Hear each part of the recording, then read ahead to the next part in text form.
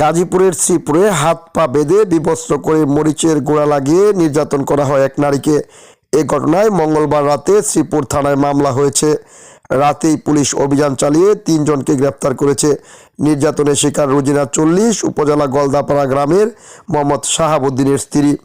গ্রেপ্তারকৃতরা হলো উপজেলার জুকিরসিট গ্রামের বুরহানুদ্দিনের স্ত্রী মিনারা খাতুন 50, বাবুলের স্ত্রী আকলিমা 33 ও মৃত আব্দুল আলীর মেয়ে রিমা 30।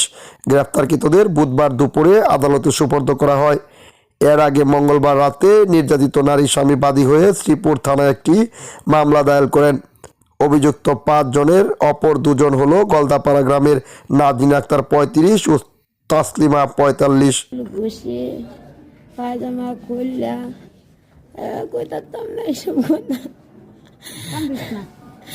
হাতে বাবা বাঁধছে বাঁধায় আমার মরিচের গুড়ায় না আমার নায়া মোয়া বেজা করবে দিচ্ছে ওরা ভেবে লাইছে আর কইতাছে কি গতি এটা তো মানুষ মরে যাবো কইতে কেটতেছ হেগরে আরো পাওয়া পাইতো হেগরে আরো যারা যারা চুরাইছে তা করে আরো কামড়ায় সামড়ায় তুইছে না আমারে এই বাসাটার এই জায়গার মধ্যে আর ভাই দুধের মধ্যে একটা কামড় দিচ্ছে।